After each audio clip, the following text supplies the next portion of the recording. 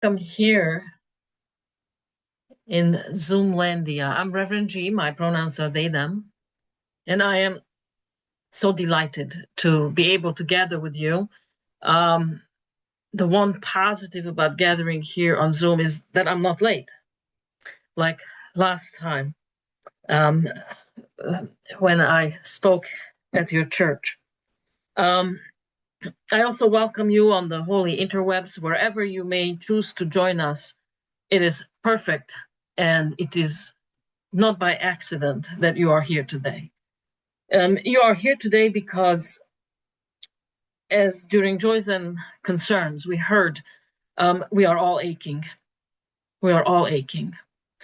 And in this time, I can't help but wonder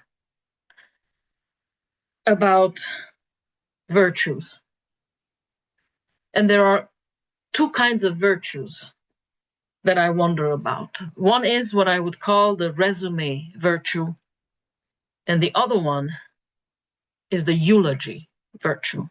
The resume virtue, as you may guess, is the virtues, the skills that we acquire during our lifetimes. It's the skills that we try to sell in the workforce.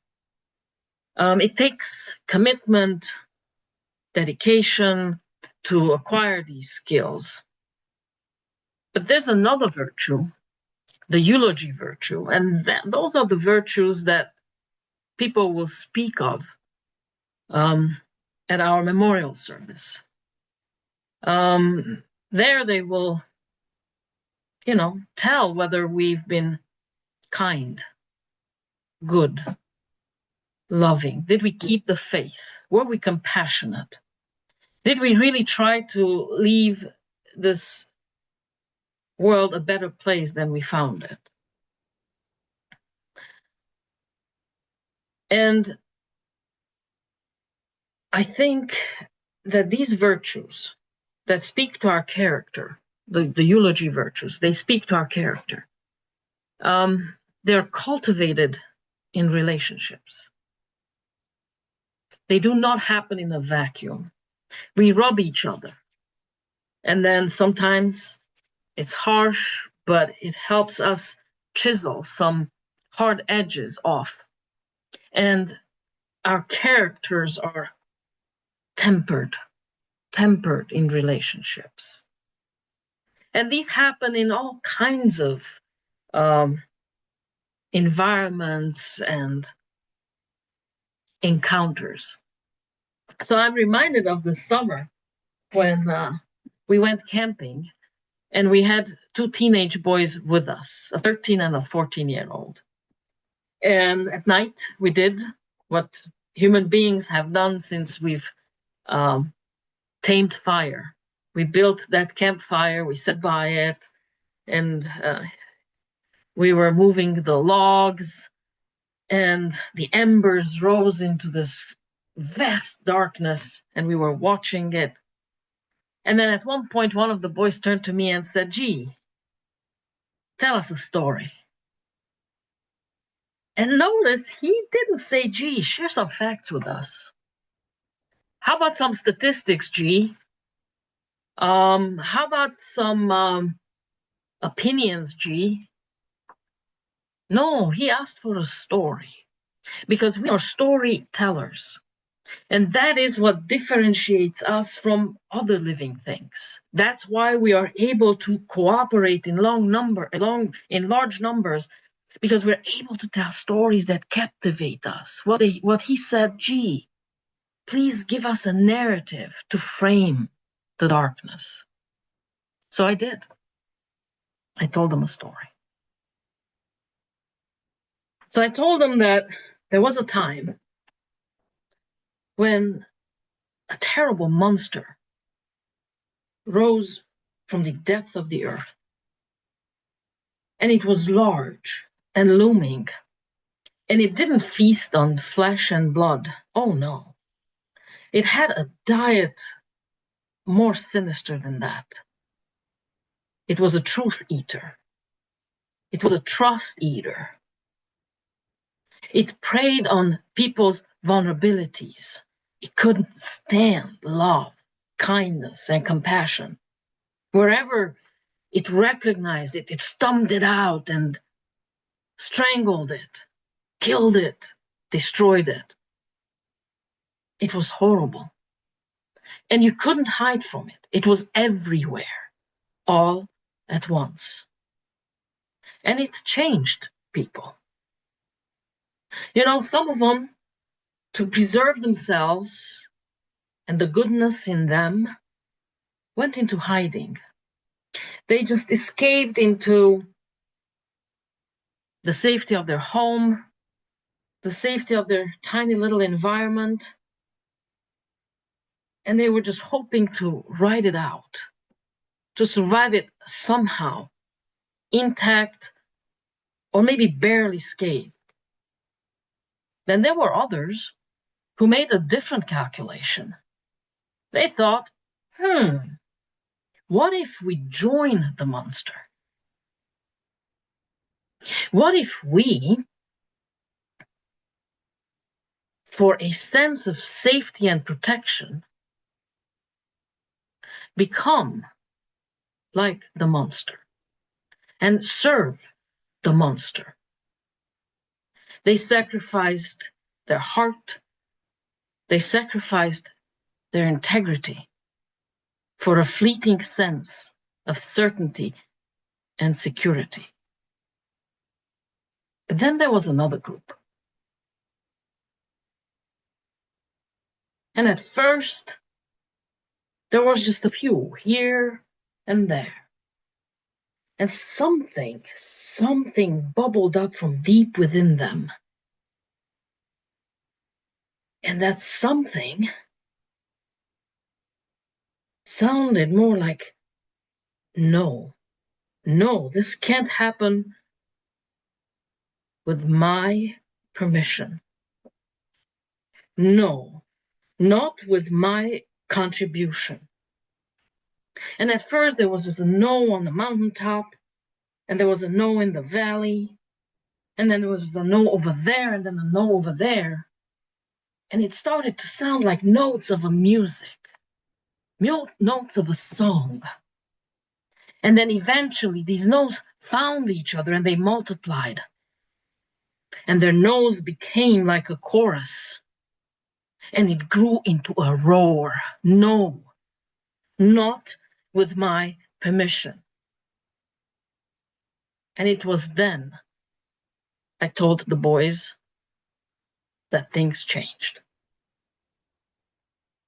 I believe, my friends, that we are here somewhere where there are notes of a no, and between the notes of a no and the roar of a no. No, not with my permission. No, I will not stand for this. For what are the virtues of this nation? Are they the resume virtues of dominance, of might makes right? The winner takes all? Or are the virtues of our nation justice, compassion, inclusion? What are the eulogy virtues of our nation? And we are writing that chapter right now, right here. And my friends, as you know, it does not come without a price. Renee Good, Alex Preddy have paid the ultimate one. Incidentally, they're both 37, courageous, wonderful human beings who had that no bubble up from within and said, no, not with my permission. And they paid the ultimate price. And may they rest in power and may they rest in the love that drove them out there into the streets of Minneapolis in sub-zero conditions to fight injustice, fight this government that does not represent the majority. We stand with them. It's the story we tell about our nation.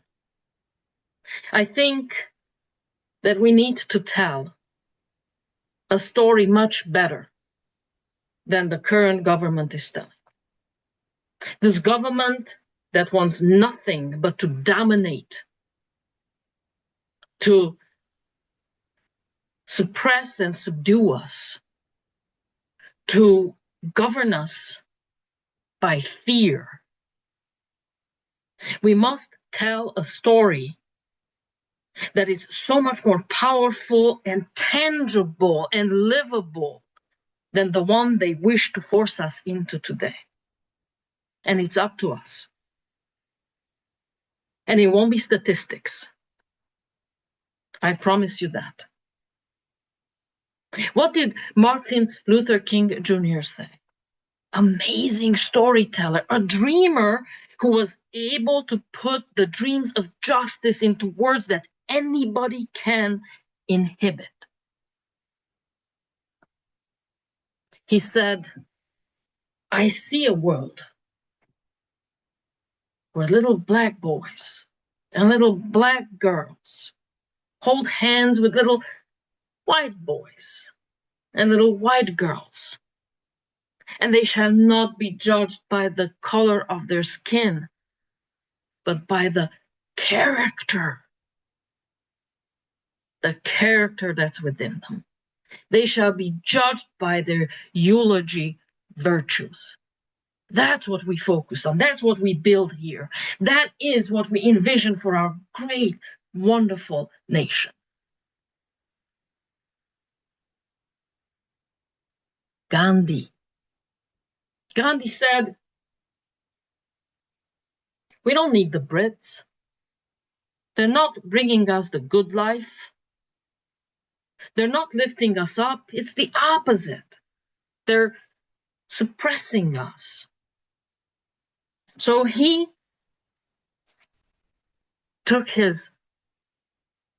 started making his own threads and he's making his own cloth, rejecting the British Empire by the very cloth that he wrapped around his body. He said, we can be independent. We shall also make our own salt. We can be independent. We don't need anymore the British Empire.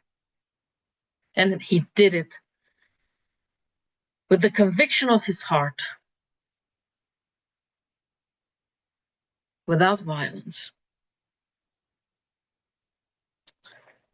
Mandela, he spent all those 37 years in prison in a tiny cell.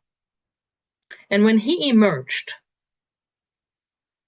he didn't emerge with rage and a desire for retribution. Instead, he spoke of a rainbow nation because he knew that he cannot replace white supremacy with a black one, for it shall lead to destruction. So instead, he embraced rugby. He embraced the whites.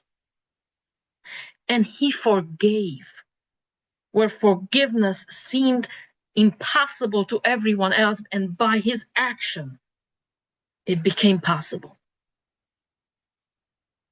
Desmond Tutu.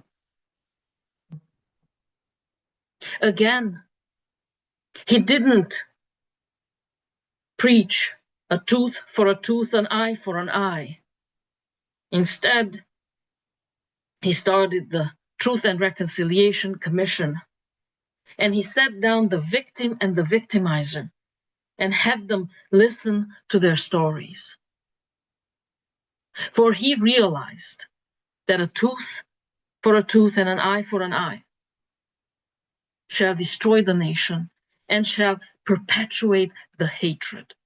We have people who have gone before us, who have modeled that which we need to do. I watched a documentary this past week and I was shocked. I've never seen this, and I knew nothing about it. I happened upon it. I don't know if it was Netflix, Hulu, I don't remember. So I can't even tell you the title because I just watched it, but I'm sure you can Google it if you want to. So this is the aftermath, the immediate aftermath of the Second World War. And it is a documentary from the perspective of the Germans. So there are Germans who lived in territories like Czechoslovakia, Poland, and they lived there long before the Second World War even ever erupted. And the war ends, and the locals turn on them. And they gather them up, and they put them in concentration camps, and they starved them, and they tortured them. And they did all the unspeakable, horrible things that were done to them by the Germans. And I'm watching this, and it's old Germans now, survivors of these atrocities, who are recounting their experiences. And they're saying things like, with tears in their eyes. So imagine they're in the 80s and 90s. They're tearing up as they're remembering. And they're saying, how could they do that to us? We didn't know that such cruelty existed in human beings. And as I'm watching, I'm thinking, what are you talking about? This is the story of every single Jew for years. You've endured this for months, but they've endured it for years. What are you talking about? And then the longer I watched, I realized, oh no, they're right. You can't do this. Because if you do this, it's a seesaw. Whoever is up will punish the other. And it continues and perpetuates, and it needs to be broken. It needs to stop. Where forgiveness doesn't seem possible and it seems to make no sense whatsoever, that's exactly what needs to happen to reconcile a nation. Because you do not build the eulogy virtues of a nation by punishment, fear, execution, injustice. Oh no. The eulogy virtues of a nation are built through forgiveness, justice, compassion, radical justice, my friends, radical justice. And that is the DNA that we Unitarian Universalists carry. That is our DNA. That is precisely why we ever came about. That is precisely why we exist. And I believe that this is precisely why we have a future. Because this is what we stand by. And when I say a perfect no, I understand that a perfect no is yes. It affirms my goodness. It affirms my humanity. My no to this evil affirms goodness. So yes, our fight comes with a price, and Renee, Good, and Alex Preddy paid the ultimate one. But the alternative also comes with a price.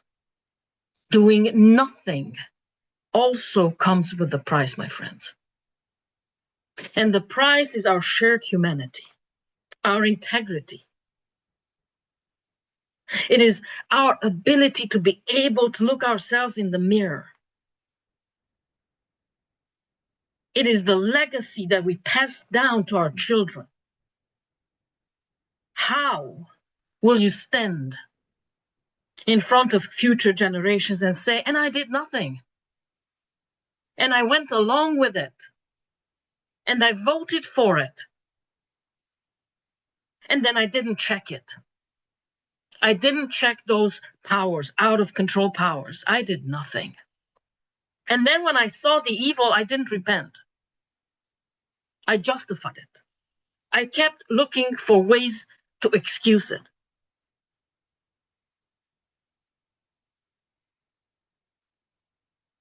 The alternative of doing nothing also comes with a price.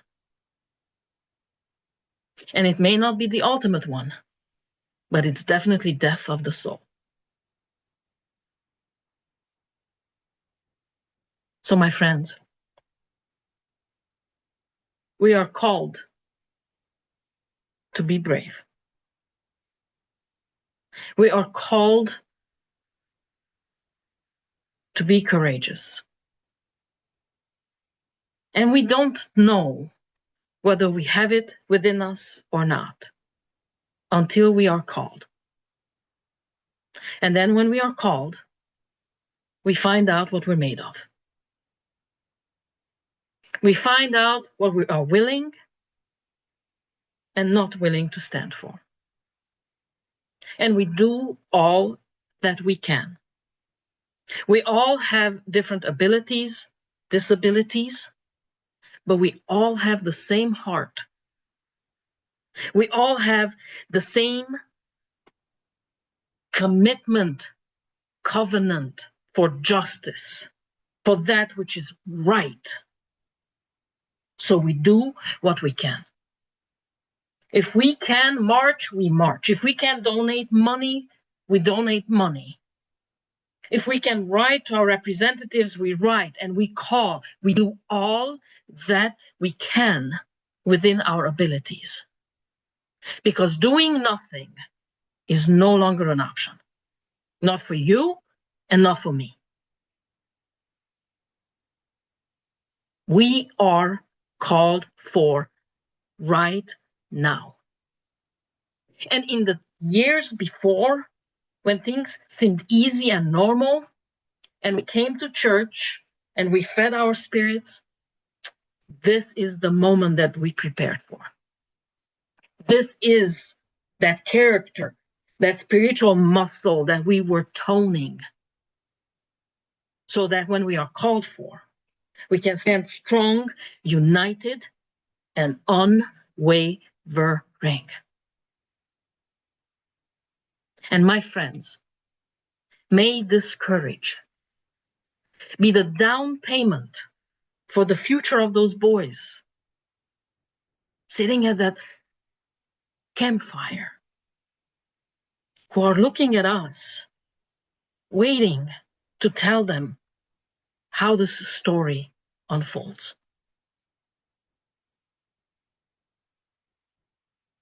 And so it is, my beloveds, and so it is.